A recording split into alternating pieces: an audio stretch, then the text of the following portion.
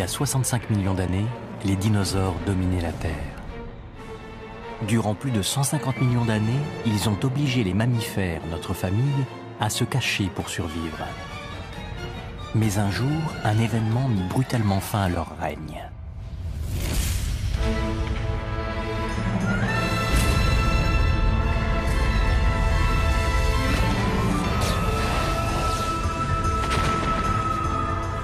L'impact d'une météorite entraîna leur complète extinction. Par chance, nos ancêtres ont survécu à cette catastrophe. L'heure des mammifères semblait enfin venue. Mais ce n'était pas encore tout à fait le cas.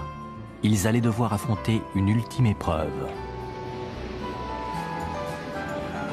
Les continents dérivaient, se percutaient et se fractionnaient sans cesse.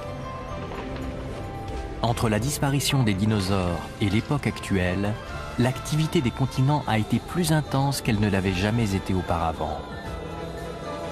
Et chaque rupture continentale a entraîné d'importants bouleversements du climat qui ont durement affecté la vie sur Terre.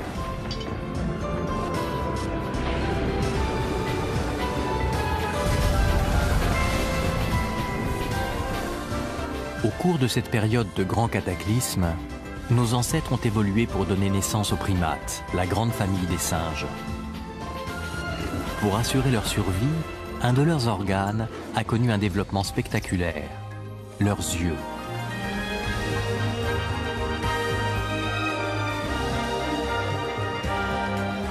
Leur nouvelle acuité permettait une perception des objets en 3 dimensions, un atout déterminant pour surmonter les terribles bouleversements climatiques.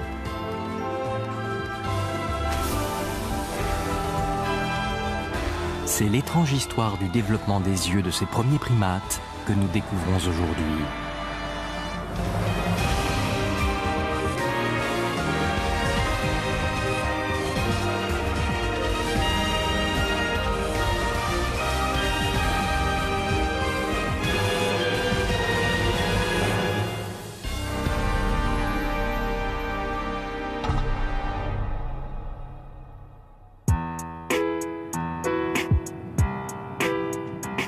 À quoi ressemblaient nos ancêtres lorsque le règne des dinosaures s'est achevé sur la Terre?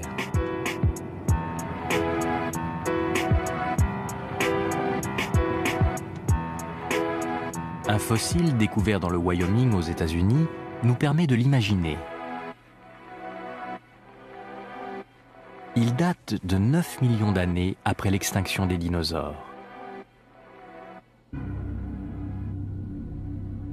Il s'agit du fossile d'un animal appelé Carpolestes. Il ne mesurait que 15 cm de haut. On pense qu'il s'agit de l'ancêtre de la grande famille des primates. Sa main était équipée d'un pouce capable de se replier vers la paume, ce qui lui permettait de saisir des objets, une aptitude commune à tous les primates.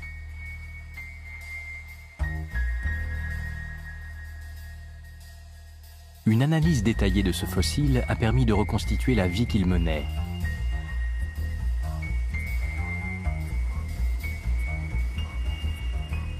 Son habitat était la forêt.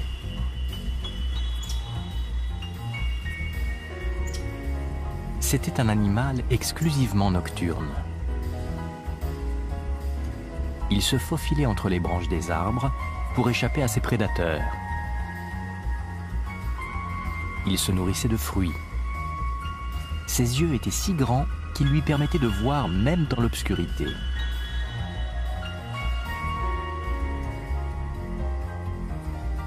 En fait, son mode de vie avait très peu évolué depuis l'époque où les reptiles dominaient le monde. Pourquoi nos ancêtres continuaient-ils à vivre ainsi cachés, maintenant qu'ils n'étaient plus sous la menace des dinosaures? Ce fossile pourrait bien être la réponse à cette question. Ces empreintes sont celles d'un animal qui vivait au même moment que Carpolestes. Elles mesurent plus de 30 cm, soit environ 10 fois plus que celles de notre ancêtre.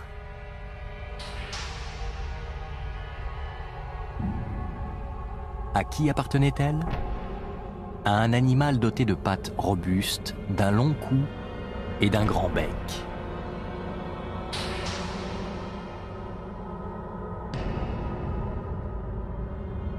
Un oiseau d'une taille exceptionnelle nommé Diatryma. Il mesurait environ 2 mètres de haut. C'était un des plus grands animaux de cette époque. Après l'extinction des dinosaures, il a très vite occupé une position dominante dans l'écosystème.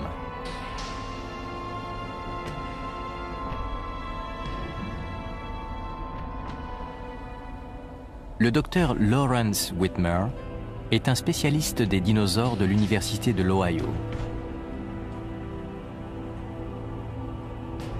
Il a consacré ses 15 dernières années à l'étude de Diatryma. Il s'est tout particulièrement intéressé à son énorme crâne. Quand j'ai vu pour la première fois le fossile de Diatryma, la première chose qui m'a frappé, c'est la taille de son crâne. Il est absolument gigantesque. C'est celui d'un oiseau, mais il est bien plus grand que tous les crânes d'oiseaux que nous connaissons aujourd'hui. Il est potentiellement plus grand que celui d'un lion ou d'un ours, mais il est organisé différemment. À quoi pouvait bien lui servir un crâne pareil? Il a alors étudié ce fossile à l'aide d'un scanner médical qui utilise les rayons X pour produire en continu des images de section transversale d'un objet. Il permet ainsi d'examiner en détail sa structure interne. Ces images ont permis au Dr Whitmer de repérer de vastes cavités à l'intérieur de ce crâne. Elles abritaient les muscles qui actionnaient son bec.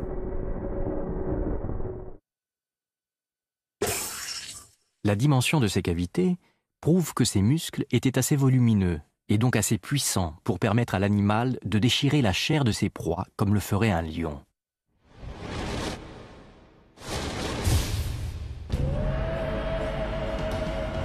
Diatryma était un redoutable carnivore. Nous savons que Diatryma était, comme les tyrannosaures, équipé d'une mâchoire puissante lui permettant non seulement de tuer, mais aussi de dépecer la chair de ses victimes.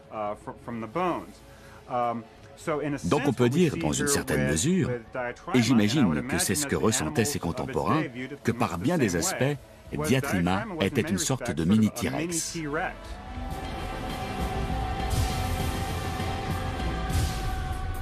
Le docteur Whitmer a pu reconstituer le mode de vie de Diatryma. Il vivait dans les forêts et les plaines. Sa taille ne lui permettait pas de voler et il ne se déplaçait donc qu'au sol.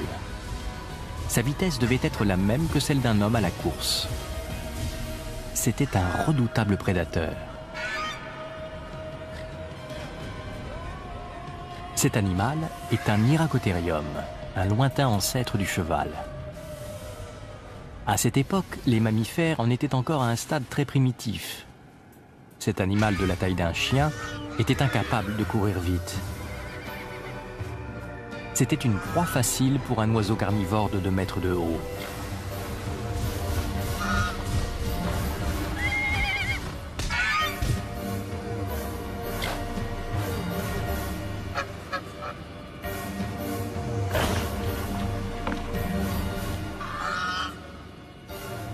Diatryma est apparu après l'extinction des dinosaures et très vite il est devenu le nouveau maître des continents.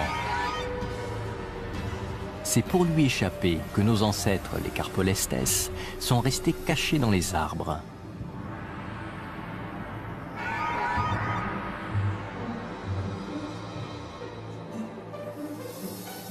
L'habitat de Diatryma s'étendait de l'Europe à l'Amérique du Nord. On sait par ailleurs qu'à cette époque, d'autres oiseaux gigantesques prospéraient sur les différents continents. Après les dinosaures, ce sont ces oiseaux géants qui ont dominé le monde. À un continent près, l'Asie.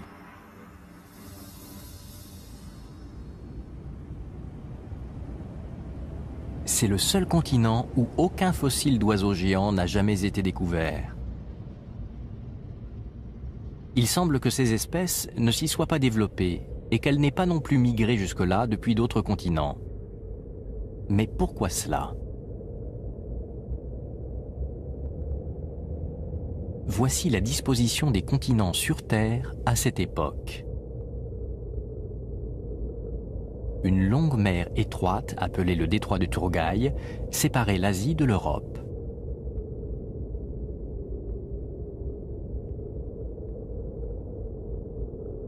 À l'autre bout du continent, l'Asie était reliée à l'Amérique du Nord par une bande de terre. Mais comme elle était située très au nord, cette passerelle était recouverte de glaciers.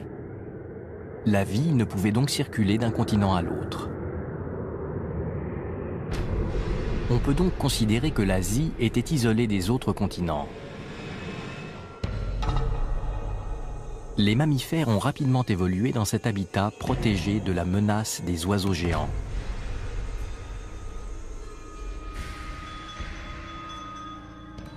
Parmi eux est apparu un redoutable carnivore, Hyénodon. Ces fossiles nous révèlent le secret de sa force. Plus particulièrement, les fossiles des articulations de ses pattes. Leur forme lisse et arrondie montre que l'animal était capable de mouvements très vifs. Un carnivore puissant, doté d'une grande rapidité d'action, avait enfin vu le jour parmi ces mammifères qui avaient jusqu'alors toujours dû se cacher des dinosaures ou des oiseaux géants. Le défi pour la survie était lancé entre Hyénodon, le champion des mammifères, et Diatryma, le plus terrible des oiseaux géants. Ces deux espèces impressionnantes avaient évolué sur des continents isolés l'un de l'autre. Mais un jour, l'affrontement devint inévitable. 10 millions d'années après l'extinction des dinosaures, la Terre entra soudain dans une phase de réchauffement global. Les glaciers qui bloquaient le passage entre l'Asie et l'Amérique du Nord se mirent à fondre. Et les animaux purent alors circuler librement d'un continent à l'autre. Les Hyénodons firent leur entrée sur le territoire des Diatryma.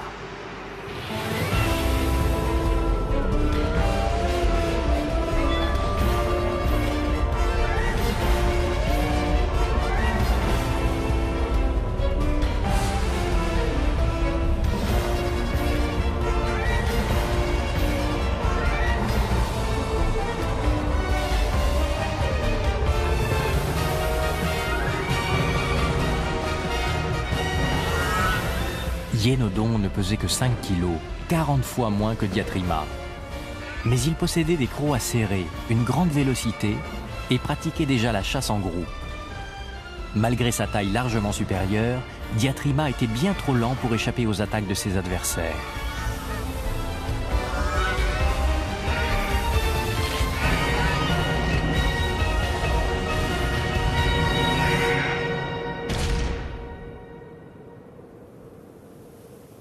On pense que ce sont les Hyénodons qui ont provoqué la disparition des Diatryma.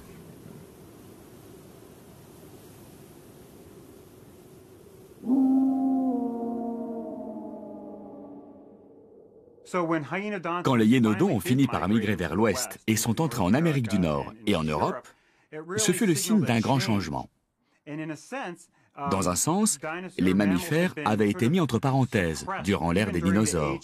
Mais même après leur extinction, il a fallu encore attendre 15 ou peut-être 20 millions d'années avant que l'on puisse parler du début d'un véritable âge des mammifères.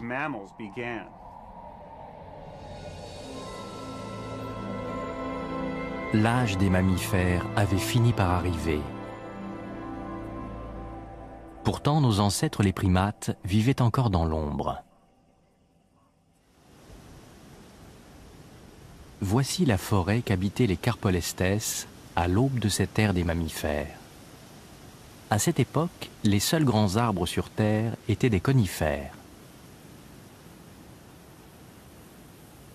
Il y avait aussi des feuillus parmi les forêts de conifères, mais ils étaient beaucoup plus petits. Cependant, eux donnaient des fruits. Comme Carpolestes se nourrissait de fruits, il vivait dans ces petits arbres clairsemés.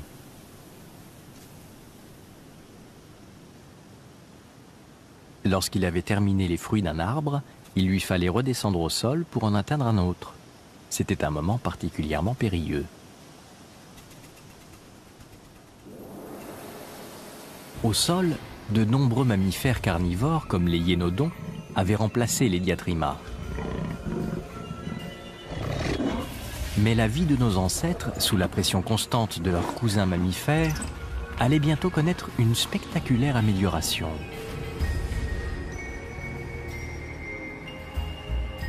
C'est un événement survenu au Groenland qui allait provoquer ce changement. En 2003, une exploration des fonds marins menée par des chercheurs de l'université d'Oslo a révélé une étrange configuration topographique au fond de la mer. Cette équipe a découvert 800 trous gigantesques de 3000 mètres de profondeur.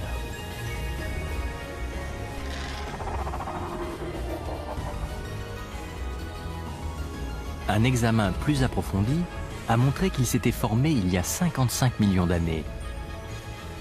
On a alors supposé qu'ils avaient été causés par un événement cataclysmique survenu sur le fond marin.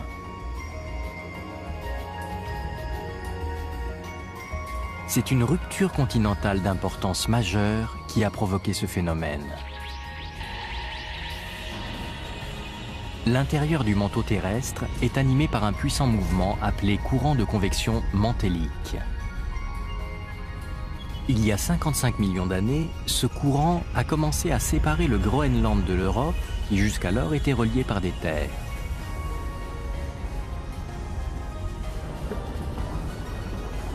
De la lave est remontée des profondeurs et s'est infiltrée dans les couches sédimentaires. À l'intérieur de ces sédiments se trouvait une gigantesque quantité d'hydrate de méthane gelé.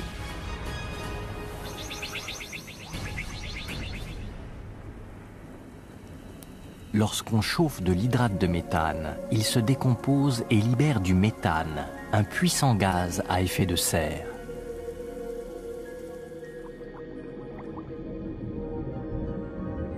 Lorsque ces quantités d'hydrate de méthane enfouies furent exposées à la chaleur du magma, elles se mirent à fondre à un rythme phénoménal.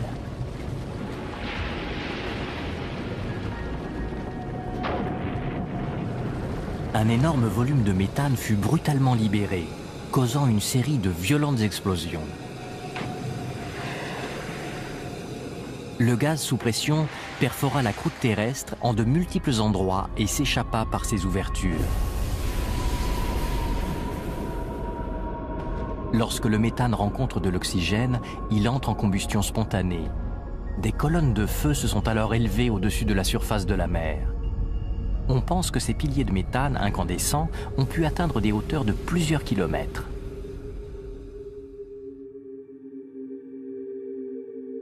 L'introduction d'une telle quantité de méthane dans l'atmosphère a provoqué un réchauffement de 10 à 20 degrés de la température de la planète. C'est ce phénomène qui a déclenché la fonte des glaciers sur les terres qui séparaient l'Asie de l'Amérique et a donc permis la rencontre des hyénodons et des diatrimas.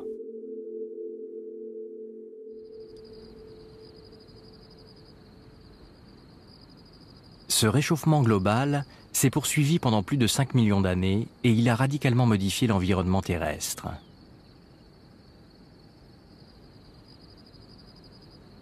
Nous sommes dans le parc national du John Day Fossil Beds, dans l'Oregon, aux États-Unis. C'est ici qu'on a découvert les preuves de ce grand bouleversement.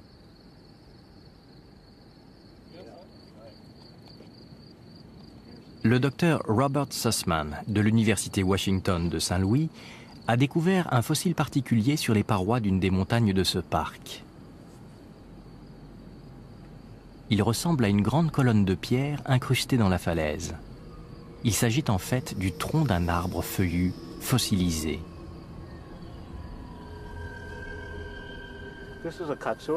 Il s'agit d'un katsura qui vivait ici il y a 44 millions d'années. Il mesurait environ 25 mètres de haut et possédait de larges branchages.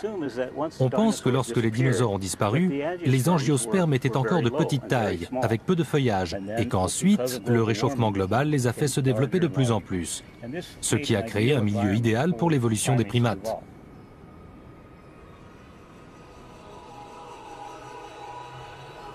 Durant cette période particulièrement chaude, les maigres feuillus épars dont les fruits nourrissaient nos ancêtres sont subitement devenus énormes. À la différence des conifères comme les cèdres et les cyprès, les arbres feuillus étendent leurs branches dans toutes les directions.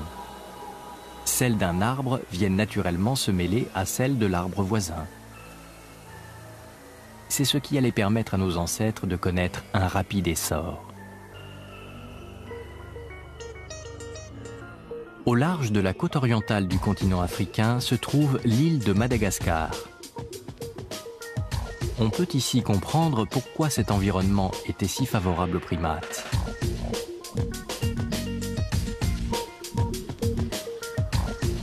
Cette île tropicale est couverte de forêts de feuillus, où l'on peut encore observer le mode de vie de primates primitifs.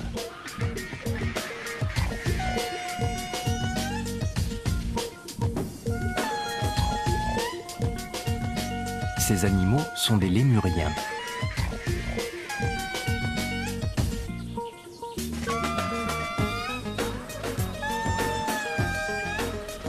Ils ont été les premiers à pouvoir sauter de branche en branche pour trouver leur nourriture.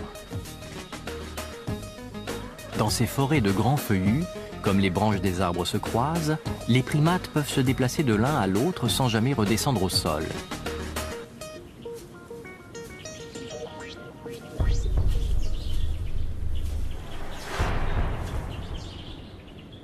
Ce royaume de branches hautes qui s'entrecroisent constitue une canopée. Pour la première fois dans son histoire, cet univers faisait son apparition sur notre planète. Pour les primates, c'était un véritable paradis sur Terre. Ils pouvaient désormais vivre leur vie sans jamais devoir descendre sur cette terre où rôdaient leurs prédateurs.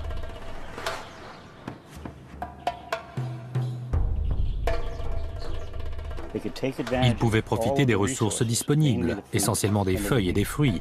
Par ailleurs, ils n'avaient plus à s'inquiéter des prédateurs terrestres. Ils pouvaient dormir et en fait vivre entièrement dans les arbres. C'était pour eux un environnement totalement nouveau.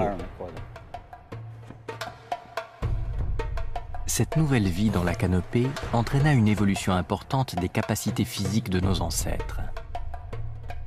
Il y a 56 millions d'années, Carpolestes vivait dans de petits arbres feuillus. Ce singe se nomme Chochonius. Il habitait dans la canopée des forêts 5 millions d'années après la disparition des Carpolestes. Regardez bien leurs yeux. À l'origine, ils étaient placés de part et d'autre de la tête. Mais lorsque les premiers primates se sont mis à vivre dans la canopée, leurs yeux se sont déplacés sur le devant du crâne. En s'alignant ainsi, ils diminuaient l'amplitude du champ visuel. Mais le champ visuel de chaque œil se superposait désormais à celui de l'autre, et grâce à cela, Chochonius avait une meilleure perception de la profondeur. Il pouvait percevoir les objets en 3 dimensions. Cette capacité est appelée vision stéréoscopique.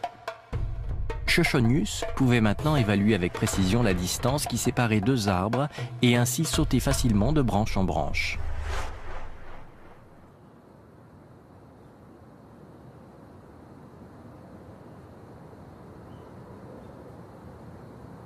Une rupture continentale avait donc causé l'apparition d'un nouvel habitat qui, à son tour, avait conduit nos ancêtres à développer cette nouvelle capacité.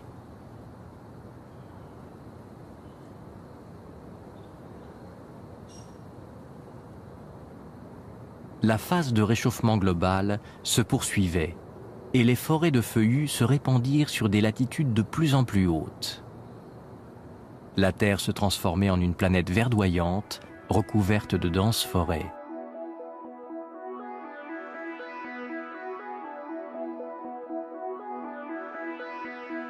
La canopée s'étendait au-dessus de toutes les terres, et dans ce sanctuaire, nos ancêtres n'étaient plus de pauvres créatures sans défense. Ils se multiplièrent comme jamais ils ne l'avaient fait au cours de leur histoire. Mais ces jours heureux n'allaient pas durer éternellement. La dérive des continents, qui leur avaient offert ce territoire, allait entraîner une nouvelle catastrophe et les priver d'une grande partie de cet Éden. Cette fois, l'événement se produisit en Antarctique, Ce continent, aujourd'hui recouvert par les glaces, est situé à l'extrême sud de la planète. De nos jours, la température moyenne en Antarctique est de -10 degrés. Des glaciers de 2 km d'épaisseur recouvrent la totalité du continent. C'est la séparation de deux masses continentales qui a créé cette situation.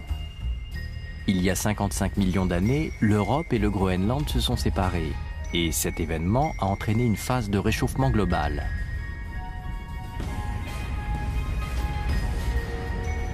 À l'autre bout de la planète, une autre rupture continentale avait commencé, et elle allait provoquer un bouleversement complet du climat de l'Antarctique.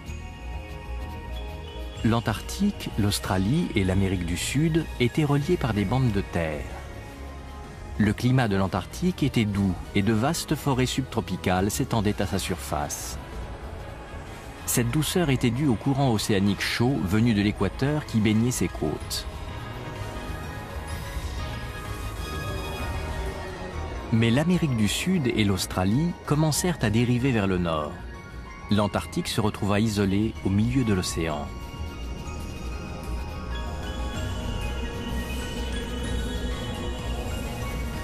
Entraîné par la rotation de la Terre sur cette mer sans obstacle, un courant appelé courant circumpolaire se mit à tourner autour du continent.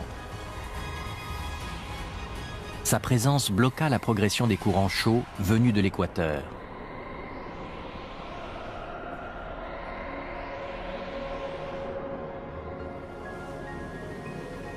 C'est ce qui transforma l'Antarctique en un continent de glace qui allait à son tour refroidir l'ensemble de la planète.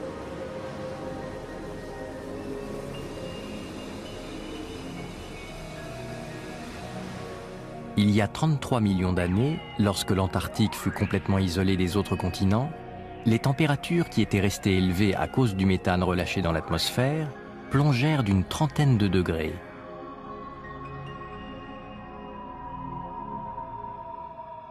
Ce refroidissement provoqua un rapide déclin des grandes forêts de feuillus qui recouvraient le globe. Nos ancêtres ne disposaient plus que d'un habitat restreint pour survivre, et ils franchirent un nouveau stade de leur évolution.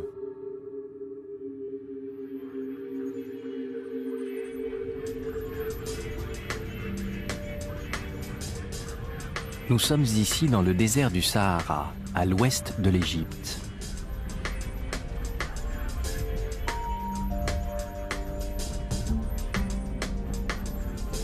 Dans cette zone s'étendait une riche forêt subtropicale, un des sanctuaires préservés où vivaient les primates.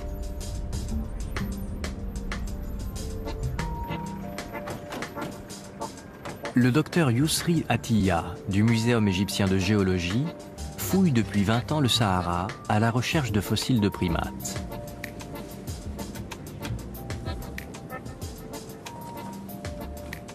Sur ce chantier, les chaussures sont interdites pour ne pas risquer d'écraser un fossile.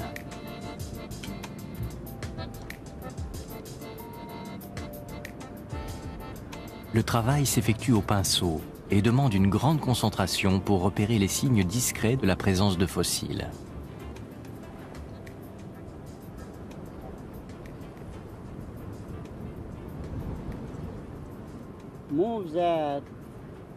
Un peu plus par là. Une mâchoire de singe. Une très belle mâchoire. On a retrouvé sur ce site les fossiles de 22 espèces distinctes de primates. Parmi eux, ceux de nos ancêtres qui avaient franchi une nouvelle étape de l'évolution.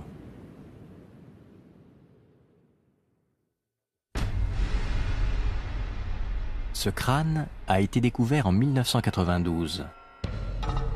Il appartient à une espèce radicalement nouvelle de primates qu'on a baptisée Catopithecus. Ce sont de nouveau les yeux qui différencient Catopithecus des espèces plus anciennes de primates.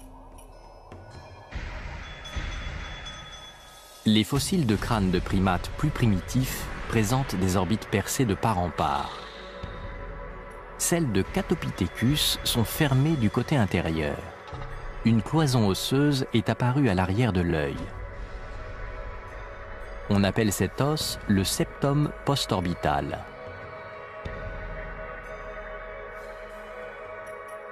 Cette cloison se retrouve chez de nombreux primates actuels comme les gibbons, les chimpanzés et bien sûr chez les humains.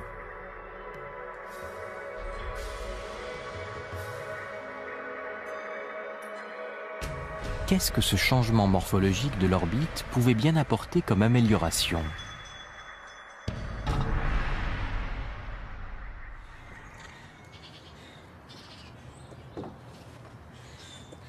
Le docteur Callum Ross de l'Université de Chicago est un spécialiste des primates. Depuis la découverte de Catopithecus, il étudie chez eux les conséquences de l'apparition du septum postorbital.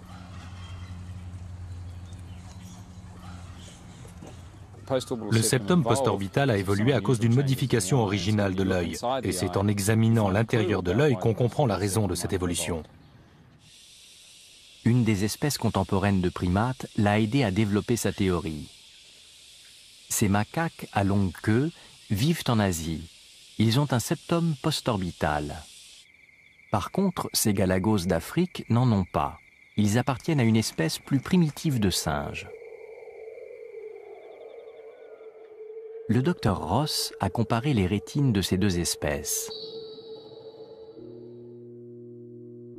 La différence entre ces deux images l'a mis sur la voie.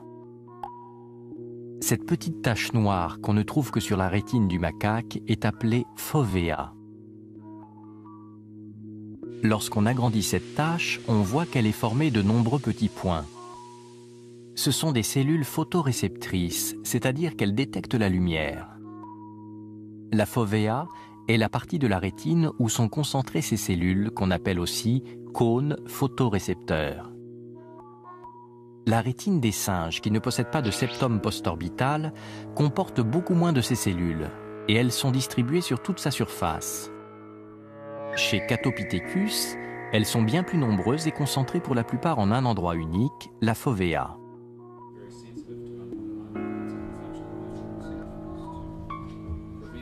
L'apparition de la fovea a apporté une amélioration sensible de la vision.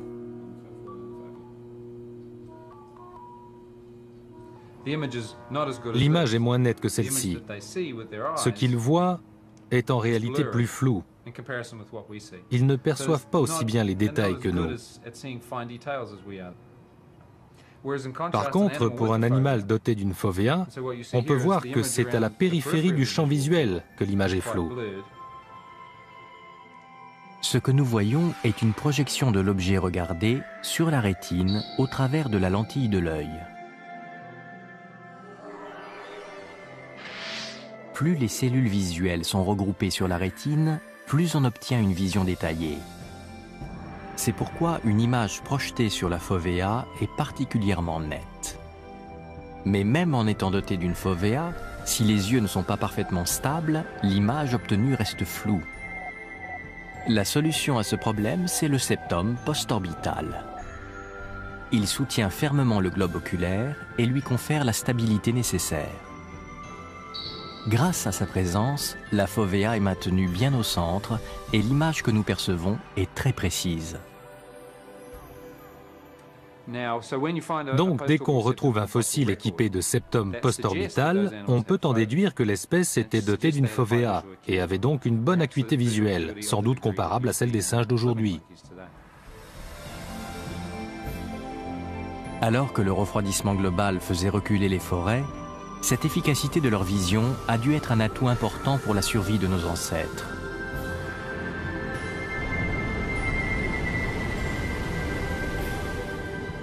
Moins de forêts signifiait aussi moins de fruits. La diminution des ressources a sans doute entraîné une compétition accrue.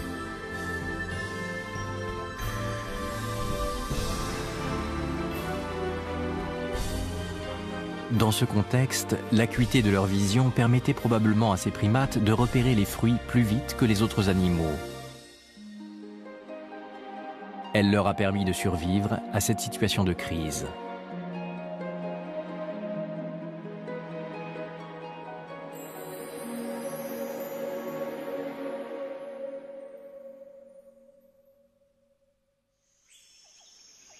Catopithecus était doté de septa postorbitaux et possédait peut-être déjà une fovea.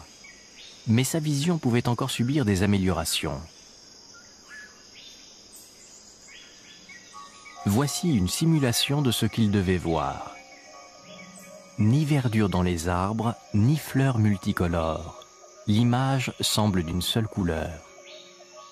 C'est parce que la vision chromatique de Catopithecus, c'est-à-dire sa capacité à percevoir les couleurs, était différente de la nôtre.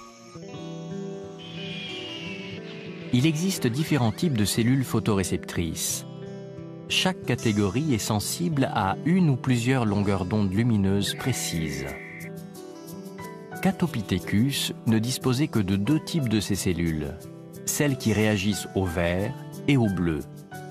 Il ne percevait donc que deux couleurs, c'est ce qu'on appelle une vision dichromatique. La plupart des primates d'aujourd'hui disposent en plus de cellules sensibles à la couleur rouge. Leur vision dite trichromatique leur donne accès à trois couleurs. Les descendants de Catopithecus, qui vivaient en Afrique, sont les premiers à avoir développé les cellules de la vision trichromatique.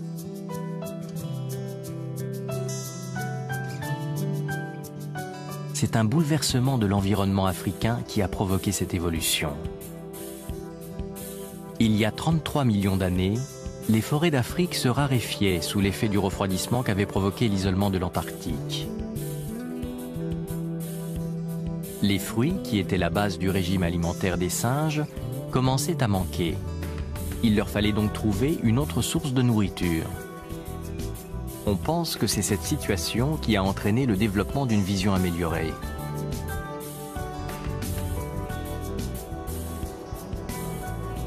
Le docteur Nathaniel Domini de l'Université de Chicago a depuis longtemps remarqué qu'en l'absence de fruits, les primates se nourrissent de feuilles des arbres. Il associe ce comportement au développement de la vision chromatique. L'analyse de la couleur des plantes que mangent les primates l'a conforté dans cette idée.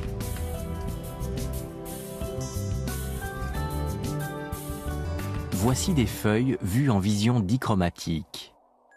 Elles semblent toutes de la même couleur. Lorsqu'on passe en vision trichromatique, on distingue immédiatement des feuilles rouges parmi les autres.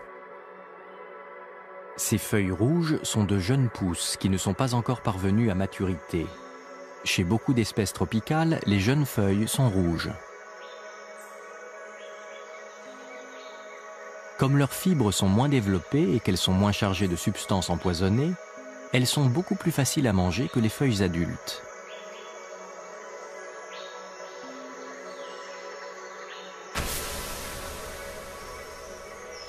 C'est en mangeant de jeunes feuilles que nos ancêtres traversaient les périodes sans fruits. Et c'est leur vision trichromatique, nouvellement acquise, qui leur permettait de les sélectionner.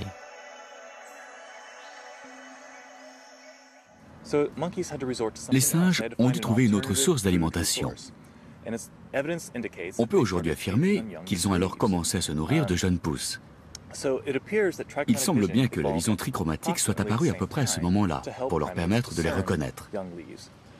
Il est donc très clair que les grands changements climatiques ont forcé les primates à développer de nouvelles aptitudes pour faire face aux bouleversements de l'environnement. Dotés de ces trois grandes améliorations, la stéréoscopie, la fovea et la vision trichromatique, l'œil de notre ancêtre percevait enfin le monde comme nous le voyons aujourd'hui. La place prépondérante qu'occupait désormais le sens de la vision allait entraîner un nouveau bond en avant dans l'évolution.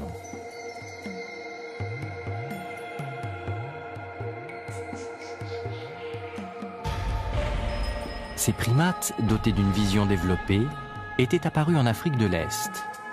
On trouve aujourd'hui leurs descendants aux quatre coins de la planète. Parmi eux, on distingue les gorilles, les chimpanzés et les singes proboscis, qui appartiennent au sous-groupe des primates appelés anthropoïdes. Une de leurs caractéristiques communes est d'être capables d'une grande variété d'expressions faciales.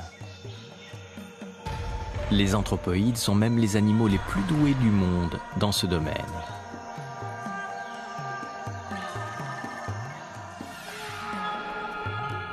C'est la structure de leurs muscles faciaux qui leur confère cette aptitude particulière.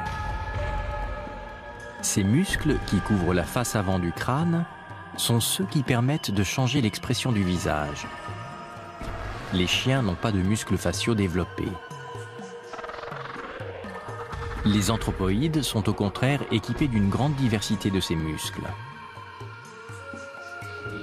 La mobilité et l'indépendance de leurs différentes parties expliquent la richesse des expressions dont ils sont capables.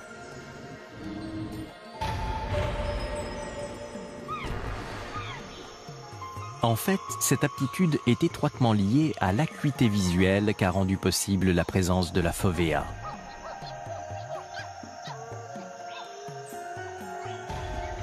Les singes primitifs ne disposent pas d'une vision qui leur permet de distinguer les subtils changements d'une expression faciale. Les anthropoïdes, eux, sont parfaitement équipés pour les lire.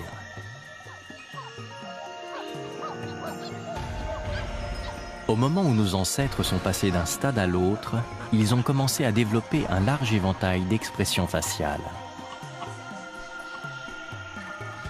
Cette capacité représentait un grand pas en avant, un atout qui allait s'avérer déterminant pour la suite de leur évolution.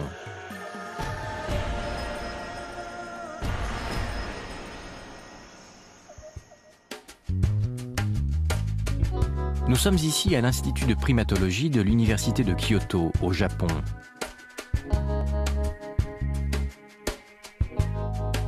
Le docteur So Kanazawa et le docteur Akihiro Izumi étudient la fonction des expressions faciales chez les primates.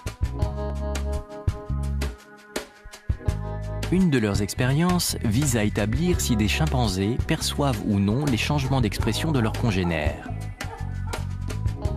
Pour ces expériences, ils utilisent 3 types d'expressions faciales des chimpanzés, ainsi que les cris qui les accompagnent. Voici une expression de bienvenue. La bouche est ronde et les lèvres en avant, elle est accompagnée du son « ho ».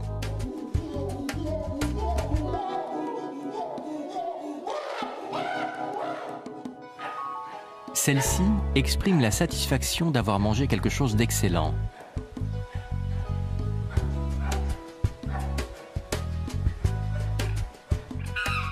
Et celle-ci exprime la peur.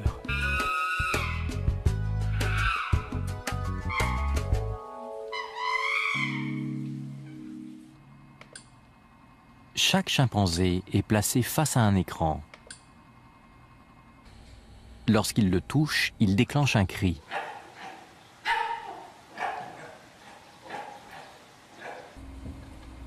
On montre ensuite 2 expressions différentes à l'écran. Lorsque le chimpanzé touche l'image qui correspond au cri entendu, un bip signale que c'est la bonne réponse. Maintenant que les répétitions sont terminées, voyons comment sentir le sujet.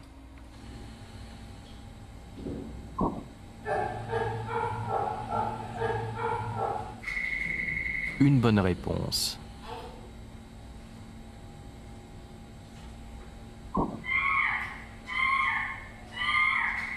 Deux bonnes réponses.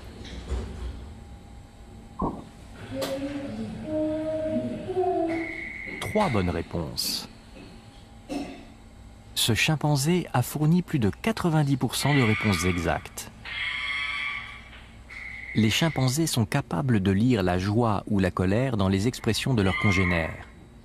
Ils peuvent donc comprendre leur état d'esprit simplement en regardant leur visage. Cette capacité de produire et de reconnaître une large palette d'expressions permet aux anthropoïdes d'établir différents types de communication au sein du groupe.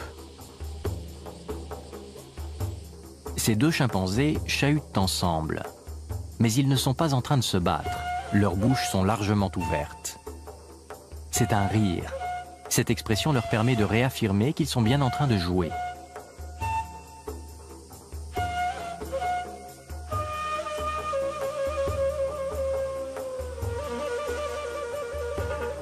Grâce aux expressions faciales, ils peuvent communiquer instantanément leurs sentiments à leurs congénères. Cette aptitude semble aussi leur servir pour le maintien de l'ordre social du groupe.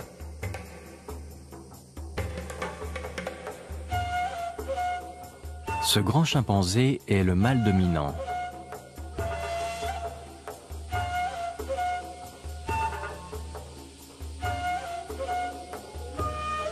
En retroussant ses babines, il menace les autres membres du groupe.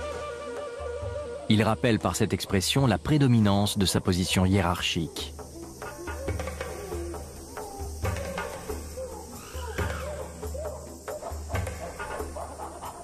Ce chimpanzé qui s'approche en découvrant toutes ses dents signifie qu'il n'a aucune intention agressive. Il fait ainsi acte de soumission au chef. On dit que c'est une expression de subordination. L'acuité de leur vision permet ainsi aux chimpanzés non seulement d'identifier chaque membre du groupe, mais aussi de reconnaître la position de chacun dans la hiérarchie et les liens qui existent entre les différents membres. La communication grâce aux expressions faciales a permis aux anthropoïdes de constituer des sociétés ordonnées et de développer des relations de collaboration.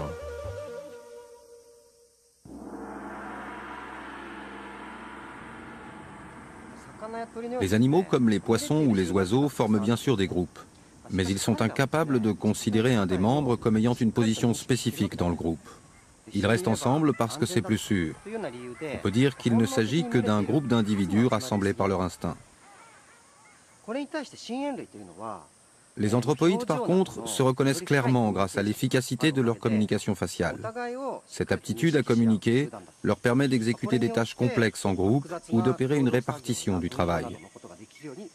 Je préfère dans ce cas le terme de société à celui de groupe.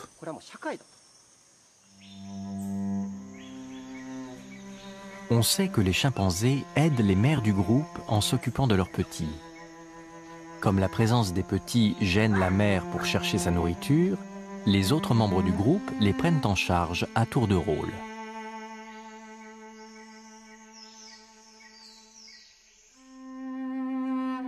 Les chimpanzés utilisent au moins 10 expressions faciales distinctes pour communiquer. On pense que cette communication établit entre eux un lien très fort. Grâce à cet outil extraordinaire, ils peuvent s'entraider ou réclamer l'obéissance des autres membres.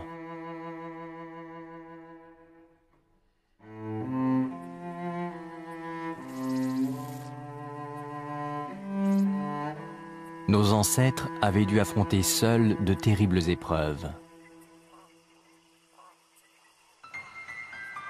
À cette époque, leur visage était pratiquement incapable d'expression.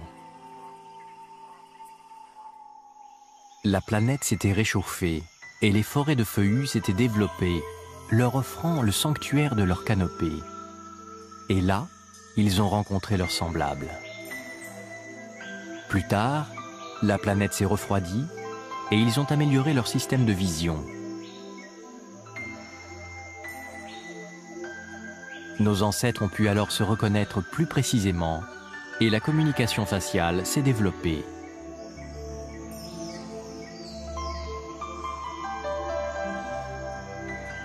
De là est né un nouveau sentiment d'appartenance au groupe.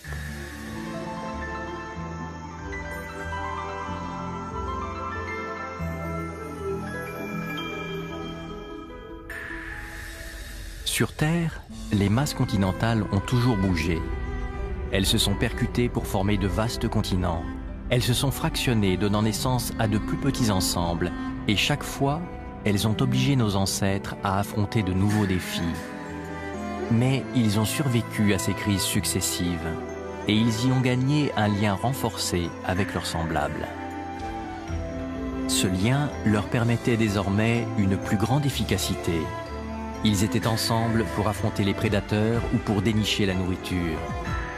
Ils étaient maintenant collectivement assez forts pour quitter les forêts qui les avaient protégés et s'aventurer sur de nouveaux territoires, les prairies et les savanes.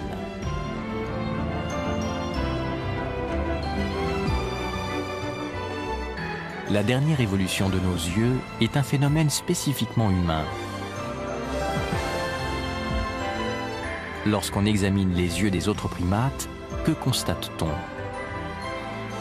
Seuls les humains ont du blanc dans l'œil. Pour les animaux sauvages, le blanc de l'œil est un désavantage. Il révèle aux autres la direction du regard. De ce fait, il rend prédictible le prochain mouvement. Lors d'un combat contre des ennemis, c'est un handicap. Mais les humains ont formé des sociétés où la lutte tenait une moindre place. Et le blanc de l'œil est devenu un atout.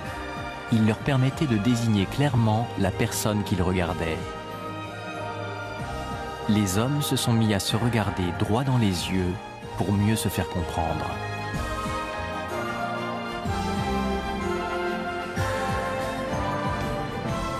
Le blanc de l'œil pourrait être le symbole des sociétés humaines, la matérialisation de ce lien puissant qui réunit ces hommes qui ont choisi de vivre en confiance, ensemble.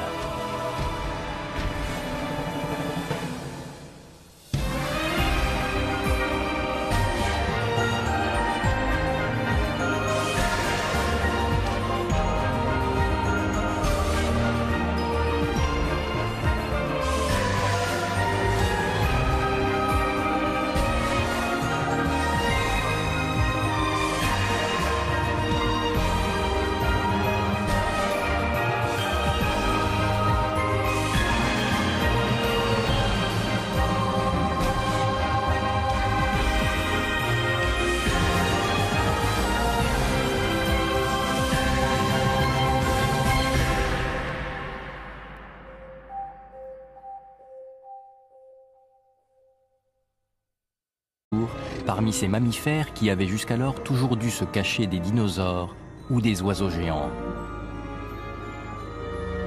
Le défi pour la survie était lancé entre Hyénodon, le champion des mammifères, et Diatrima, le plus terrible des oiseaux géants. Ces deux espèces impressionnantes avaient évolué sur des continents isolés l'un de l'autre. Mais un jour, l'affrontement devint inévitable. 10 millions d'années après l'extinction des dinosaures, la Terre entra soudain dans une phase de réchauffement global. Les glaciers qui bloquaient le passage entre l'Asie et l'Amérique du Nord se mirent à fondre. Et les animaux purent alors circuler librement d'un continent à l'autre. Les Hyénodons firent leur entrée sur le territoire des Diatrima.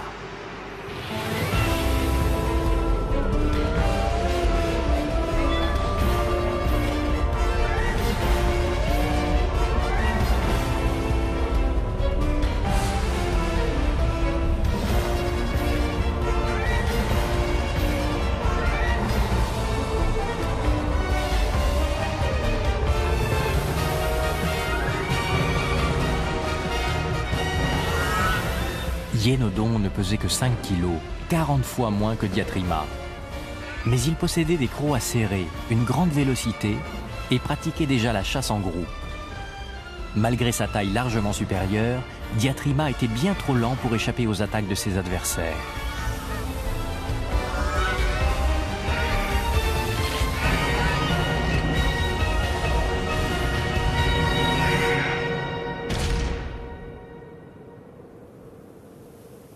On pense que ce sont les Hyénodons qui ont provoqué la disparition des Diatrima.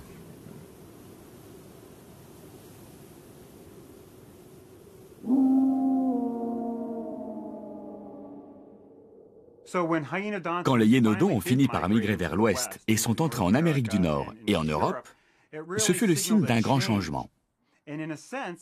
Dans un sens, les mammifères avaient été mis entre parenthèses durant l'ère des dinosaures. Mais même après leur extinction, il a fallu encore attendre 15 ou peut-être 20 millions d'années avant que l'on puisse parler du début d'un véritable âge des mammifères.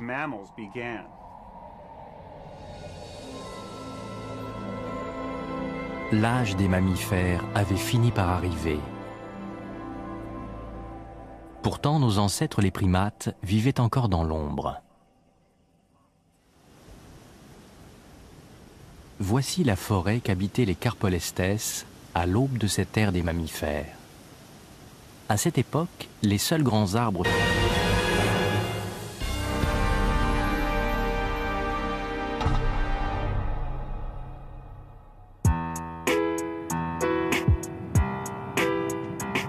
À quoi ressemblaient nos ancêtres lorsque le règne des dinosaures s'est achevé sur la Terre?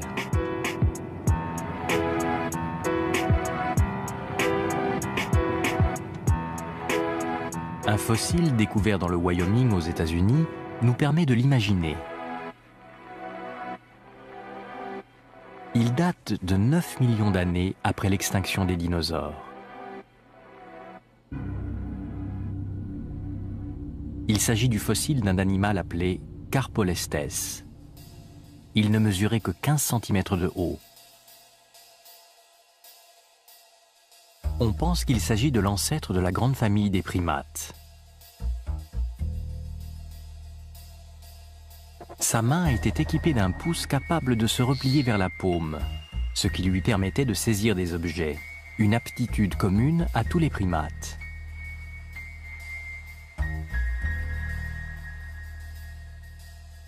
Une analyse détaillée de ce fossile a permis de reconstituer la vie qu'il menait.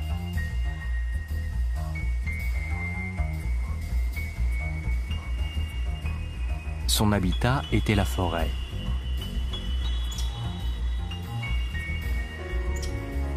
C'était un animal exclusivement nocturne. Il se faufilait entre les branches des arbres pour échapper à ses prédateurs. Il se nourrissait de fruits. Ses yeux étaient si grands qu'ils lui permettaient de voir même dans l'obscurité.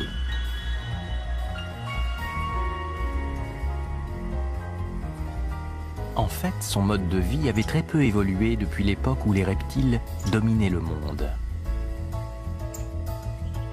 Pourquoi nos ancêtres continuaient-ils à vivre ainsi cachés, maintenant qu'ils n'étaient plus sous la menace des dinosaures?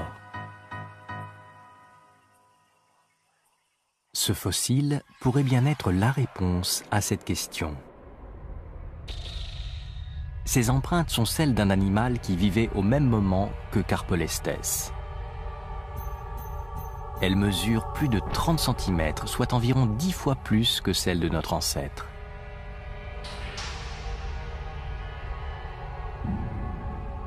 À qui appartenait-elle? À un animal doté de pattes robustes, d'un long cou et d'un grand bec.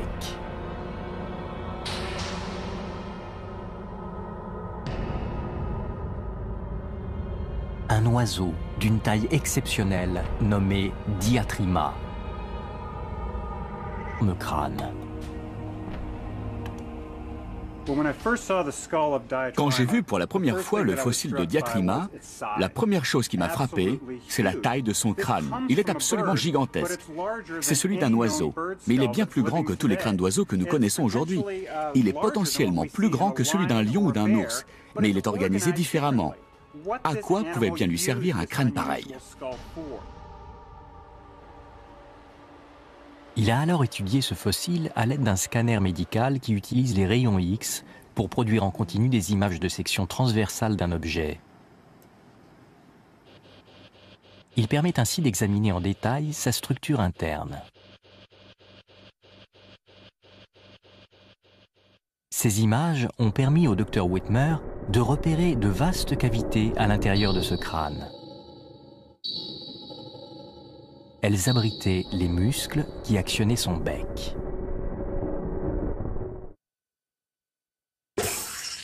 La dimension de ces cavités prouve que ces muscles étaient assez volumineux et donc assez puissants pour permettre à l'animal de déchirer la chair de ses proies comme le ferait un lion.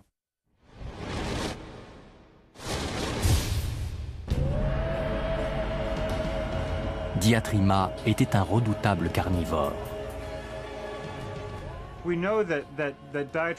Nous savons que Diatryma était, comme les tyrannosaures, équipé d'une mâchoire puissante lui permettant non seulement de tuer, mais aussi de dépecer la chair de ses victimes. Donc on peut dire, dans une certaine mesure, et j'imagine que c'est ce que ressentaient ses contemporains, que par bien des aspects, Diatryma était une sorte de mini T-Rex.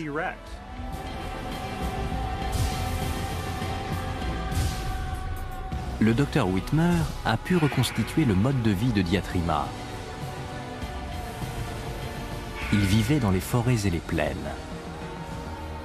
Sa taille ne lui permettait pas de voler et il ne se déplaçait donc qu'au sol.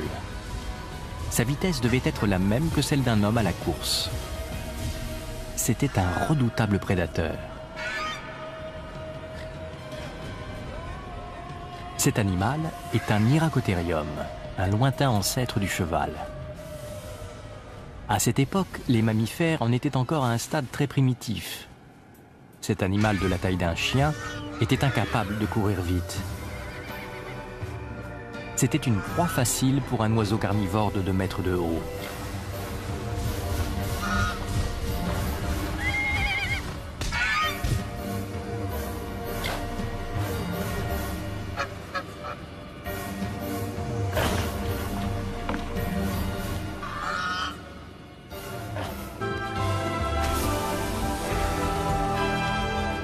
C'est l'étrange histoire du développement des yeux de ces premiers primates que nous découvrons aujourd'hui.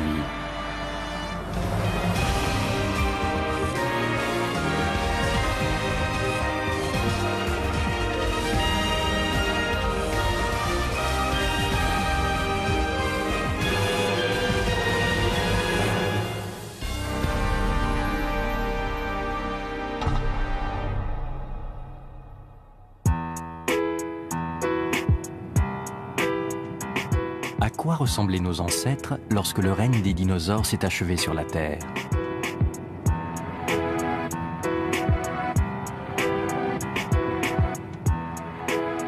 Un fossile découvert dans le Wyoming aux États-Unis nous permet de l'imaginer.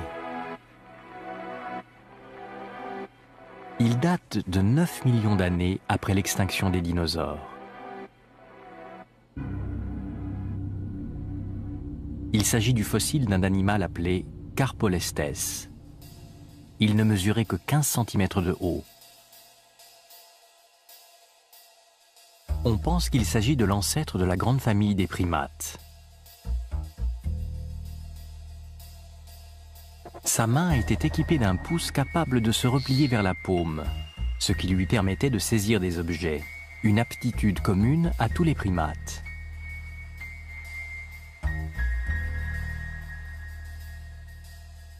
Une analyse détaillée de ce fossile a permis de reconstituer la vie qu'il menait.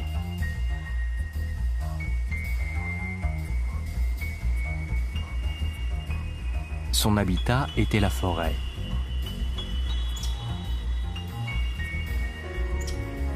C'était un animal exclusivement nocturne. Il se faufilait entre les branches des arbres pour échapper à ses prédateurs. Il se nourrissait de fruits. Ses yeux étaient si grands qu'ils lui permettaient de voir même dans l'obscurité.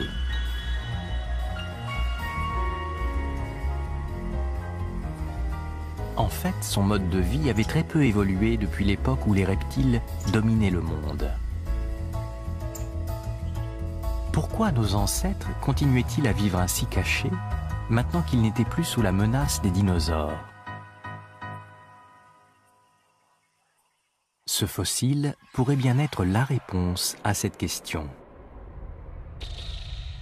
Ces empreintes sont celles d'un animal qui vivait au même moment que Carpolestes. Elles mesurent plus de 30 cm, soit environ 10 fois plus que celles de notre ancêtre. On peut aujourd'hui affirmer qu'ils ont alors commencé à se nourrir de jeunes pousses. Il semble bien que la vision trichromatique soit apparue à peu près à ce moment-là, pour leur permettre de les reconnaître. Il est donc très clair que les grands changements climatiques ont forcé les primates à développer de nouvelles aptitudes pour faire face aux bouleversements de l'environnement. Doté de ces 3 grandes améliorations, la stéréoscopie, la fovea et la vision trichromatique, l'œil de notre ancêtre percevait enfin le monde comme nous le voyons aujourd'hui. La place prépondérante qu'occupait désormais le sens de la vision allait entraîner un nouveau bond en avant dans l'évolution.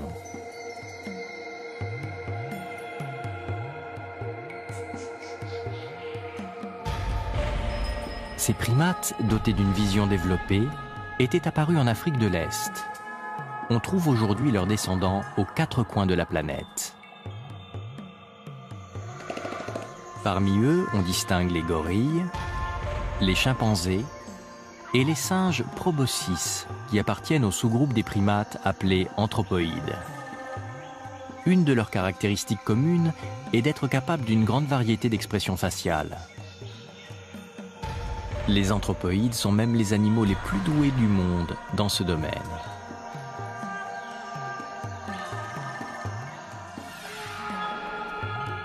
C'est la structure de leurs muscles faciaux qui leur confère cette aptitude particulière. Ces muscles, qui couvrent la face avant du crâne, sont ceux qui permettent de changer l'expression du visage. Les chiens n'ont pas de muscles faciaux développés. Les anthropoïdes sont au contraire équipés d'une grande diversité de ces muscles. La mobilité et l'indépendance de leurs différentes parties expliquent la richesse des expressions dont ils sont capables.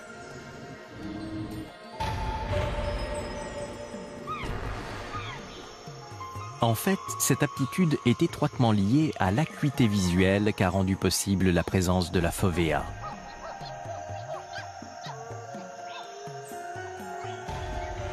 Les singes primitifs ne disposent pas d'une vision qui leur permet de distinguer les subtils changements d'une expression faciale. Les anthropoïdes, eux, sont parfaitement équipés pour les lire.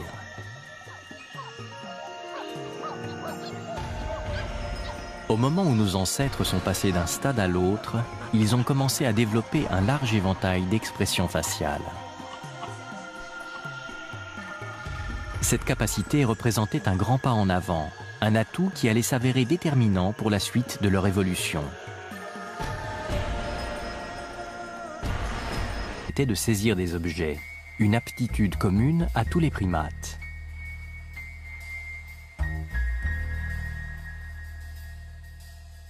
Une analyse détaillée de ce fossile a permis de reconstituer la vie qu'il menait.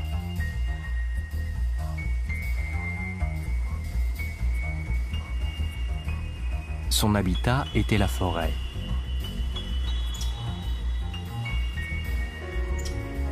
C'était un animal exclusivement nocturne. Il se faufilait entre les branches des arbres pour échapper à ses prédateurs. Il se nourrissait de fruits. Ses yeux étaient si grands qu'ils lui permettaient de voir même dans l'obscurité.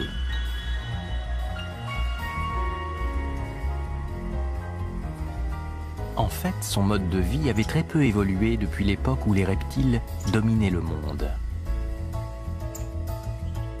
Pourquoi nos ancêtres continuaient-ils à vivre ainsi cachés, maintenant qu'ils n'étaient plus sous la menace des dinosaures? Ce fossile pourrait bien être la réponse à cette question. Ces empreintes sont celles d'un animal qui vivait au même moment que Carpolestes. Elles mesurent plus de 30 cm, soit environ 10 fois plus que celles de notre ancêtre.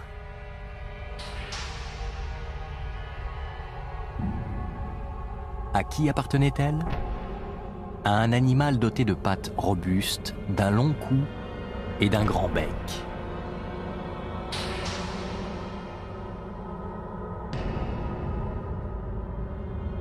Un oiseau d'une taille exceptionnelle nommé Diatryma. Il mesurait environ 2 mètres de haut. C'était un des plus grands animaux de cette époque. Après l'extinction des dinosaures, il a très vite occupé une position dominante dans l'écosystème.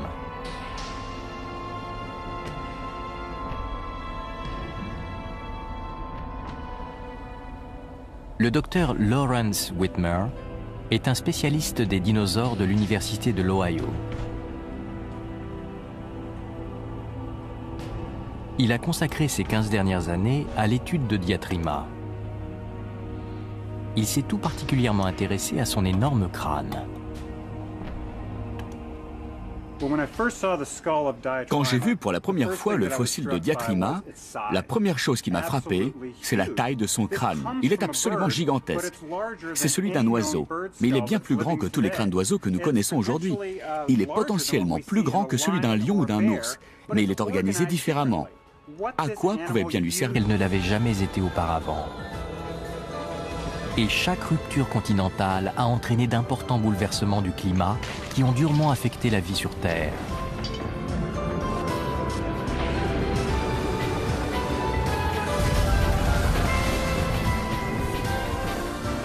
Au cours de cette période de grands cataclysmes, nos ancêtres ont évolué pour donner naissance aux primates, la grande famille des singes. Pour assurer leur survie, un de leurs organes a connu un développement spectaculaire, leurs yeux.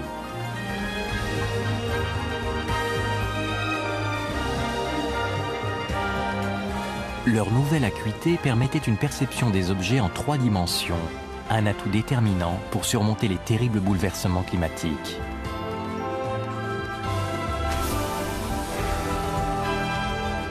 C'est l'étrange histoire du développement des yeux de ces premiers primates que nous découvrons aujourd'hui.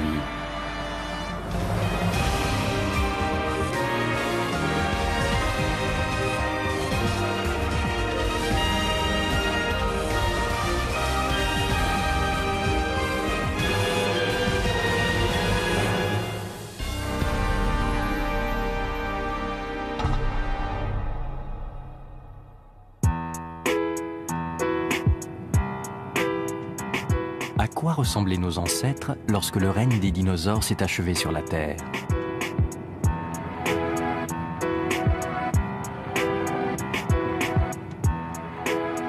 Un fossile découvert dans le Wyoming aux États-Unis nous permet de l'imaginer. Il date de 9 millions d'années après l'extinction des dinosaures. Il s'agit du fossile d'un animal appelé Carpolestes. Il ne mesurait que 15 cm de haut. On pense qu'il s'agit de l'ancêtre de la grande famille des primates.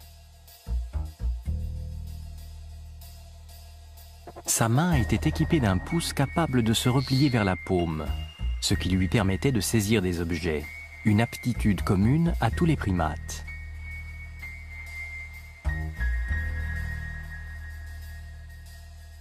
Une analyse détaillée de ce fossile a permis de reconstituer la vie qu'il menait.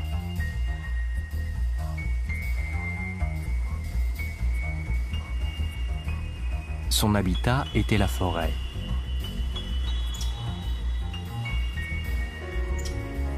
C'était un animal exclusivement nocturne. Il se faufilait entre les branches des arbres pour échapper à ses prédateurs. Il se nourrissait de venus de l'équateur.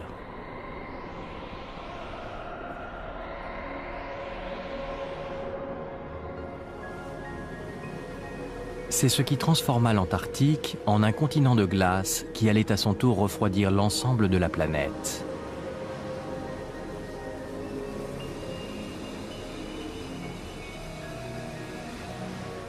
Il y a 33 millions d'années, lorsque l'Antarctique fut complètement isolée des autres continents, les températures qui étaient restées élevées à cause du méthane relâché dans l'atmosphère plongèrent d'une trentaine de degrés.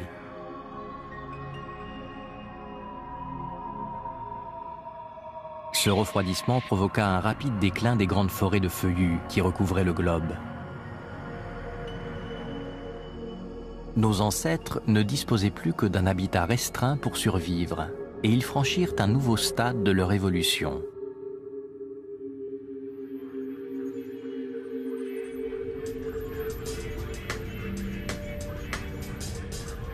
Nous sommes ici dans le désert du Sahara, à l'ouest de l'Égypte.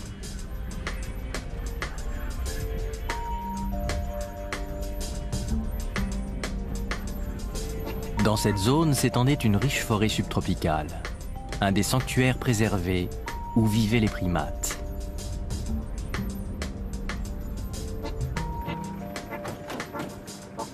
Le docteur Yousri Attiya, du Muséum égyptien de géologie, fouille depuis 20 ans le Sahara à la recherche de fossiles de primates.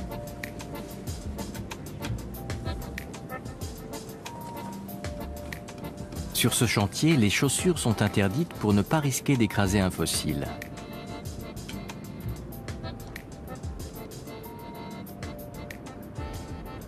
Le travail s'effectue au pinceau, et demande une grande concentration pour repérer les signes discrets de la présence de fossiles.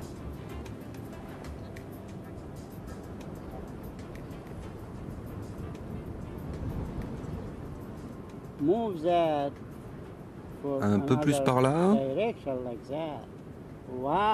une mâchoire de singe. Une très belle mâchoire. On a retrouvé sur ce site les fossiles de 22 espèces distinctes de primates. Parmi eux, ceux de nos ancêtres qui avaient franchi une nouvelle étape de l'évolution.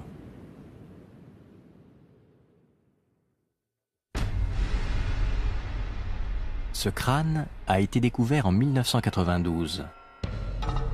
Il appartient à une espèce radicalement nouvelle de primates qu'on a baptisée Catopithecus. Ce sont de nouveau les yeux qui différencient Catopithecus des espèces plus anciennes de primates. Cette fois, l'événement se produisit en Antarctique. Ce continent, aujourd'hui recouvert par les glaces, est situé à l'extrême sud de la planète. De nos jours, la température moyenne en Antarctique est de -10 degrés. Des glaciers de 2 km d'épaisseur recouvrent la totalité du continent. C'est la séparation de deux masses continentales qui a créé cette situation. Il y a 55 millions d'années, l'Europe et le Groenland se sont séparés, et cet événement a entraîné une phase de réchauffement global.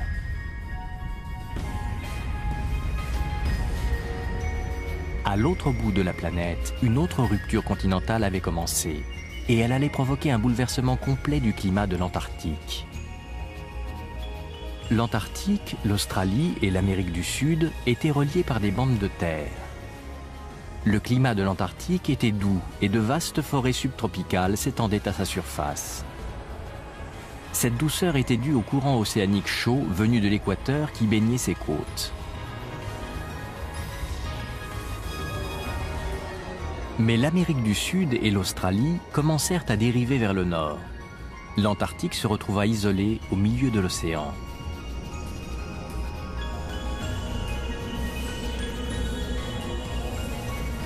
Entraîné par la rotation de la Terre sur cette mer sans obstacle, un courant appelé courant circumpolaire se mit à tourner autour du continent. Sa présence bloqua la progression des courants chauds venus de l'équateur.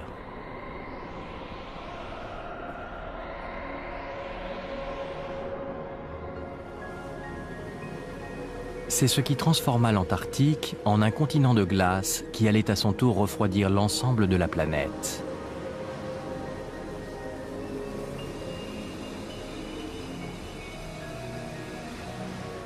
Il y a 33 millions d'années, lorsque l'Antarctique fut complètement isolée des autres continents, les températures qui étaient restées élevées à cause du méthane relâché dans l'atmosphère plongèrent d'une trentaine de degrés.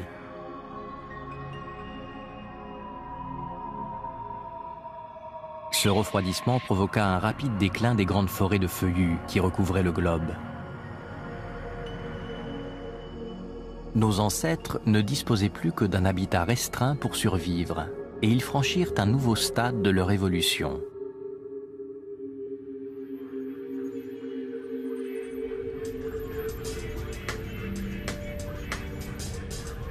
Nous sommes ici dans le désert du Sahara, à l'ouest de l'Égypte.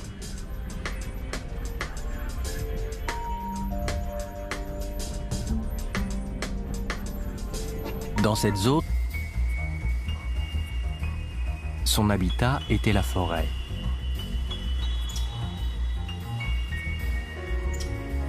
C'était un animal exclusivement nocturne.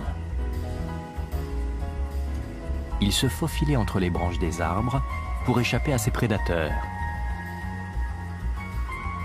Il se nourrissait de fruits. Ses yeux étaient si grands qu'ils lui permettaient de voir même dans l'obscurité.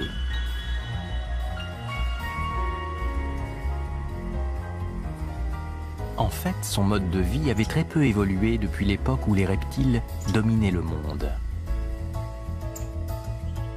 Pourquoi nos ancêtres continuaient-ils à vivre ainsi cachés, maintenant qu'ils n'étaient plus sous la menace des dinosaures?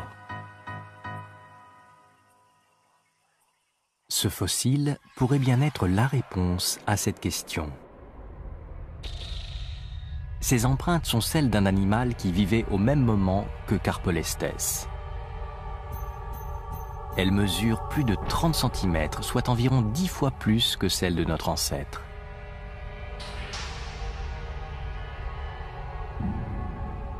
À qui appartenait-elle? À un animal doté de pattes robustes, d'un long cou et d'un grand bec.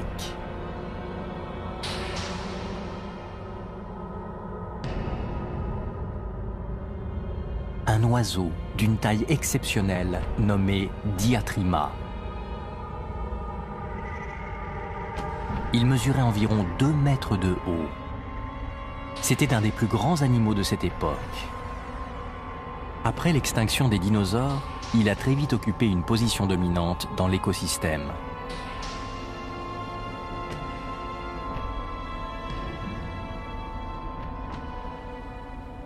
Le docteur Lawrence Whitmer est un spécialiste des dinosaures de l'Université de l'Ohio.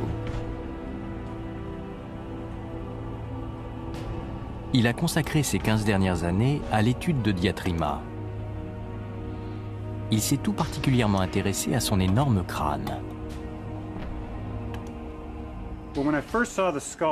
Quand j'ai vu pour la première fois le fossile de Diatryma, la première chose qui m'a frappé, c'est la taille de son crâne. Il est absolument gigantesque. C'est celui d'un oiseau, mais il est bien plus grand que tous les crânes d'oiseaux que nous connaissons aujourd'hui. Il est potentiellement plus grand que celui d'un lion ou d'un ours, mais il est organisé différemment. À quoi pouvait bien lui servir un crâne pareil? Il a alors étudié ce fossile à l'aide d'un scanner médical qui utilise les rayons X pour produire en continu des images de section transversale d'un objet. Il permet ainsi d'examiner en détail. À cette époque, leur visage était pratiquement incapable d'expression.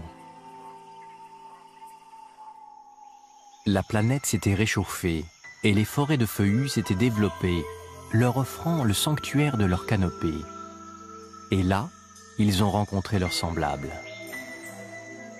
Plus tard, la planète s'est refroidie et ils ont amélioré leur système de vision.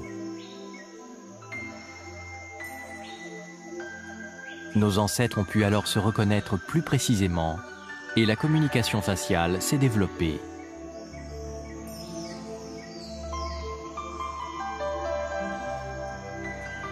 De là est né un nouveau sentiment d'appartenance au groupe.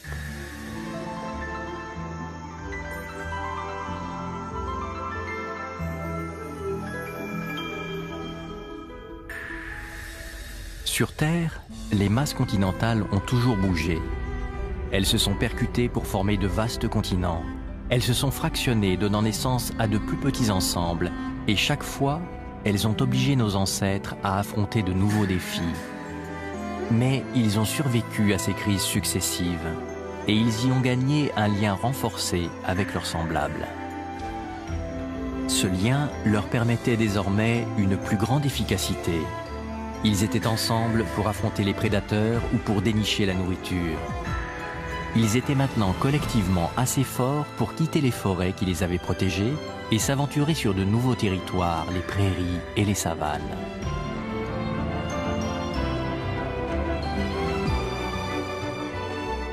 La dernière évolution de nos yeux est un phénomène spécifiquement humain.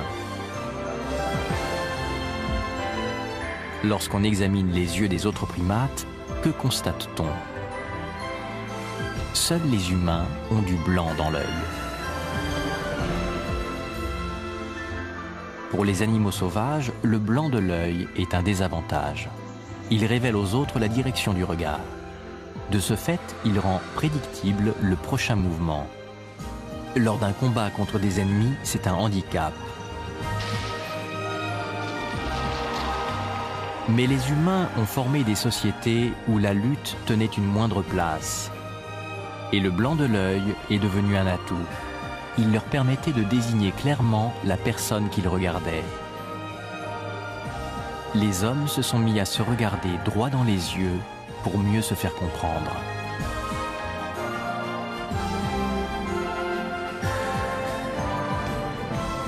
Le blanc de l'œil pourrait être le symbole des sociétés humaines, la matérialisation de ce lien puissant qui réunit ces hommes qui ont choisi de vivre mat.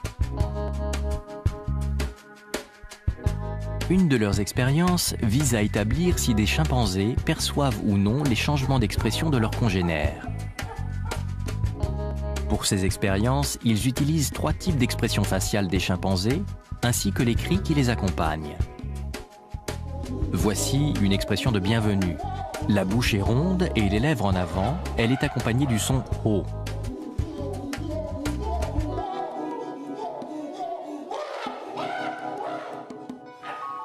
Celle-ci exprime la satisfaction d'avoir mangé quelque chose d'excellent.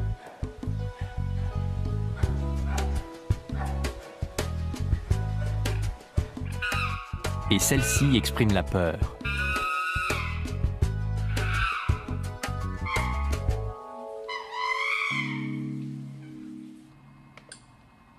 Chaque chimpanzé est placé face à un écran. Lorsqu'il le touche, il déclenche un cri.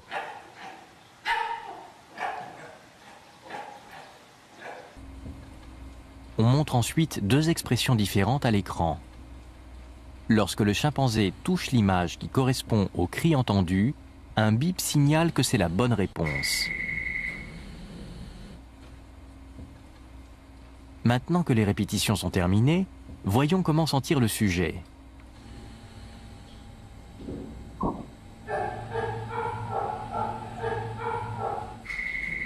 Une bonne réponse.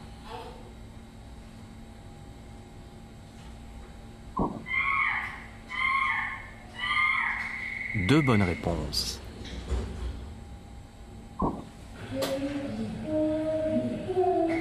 Trois bonnes réponses. Ce chimpanzé a fourni plus de 90% de réponses exactes. Les chimpanzés sont capables de lire la joie ou la colère dans les expressions de leurs congénères. Ils peuvent donc comprendre leur état d'esprit simplement en regardant leur visage.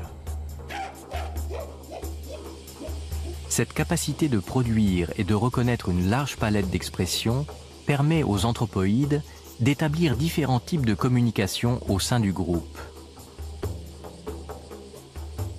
Ces deux chimpanzés chahutent ensemble, mais ils ne sont pas en train de se battre. Leurs bouches sont largement ouvertes. C'est un rire. Cette expression leur permet de réaffirmer qu'ils sont bien en train de jouer.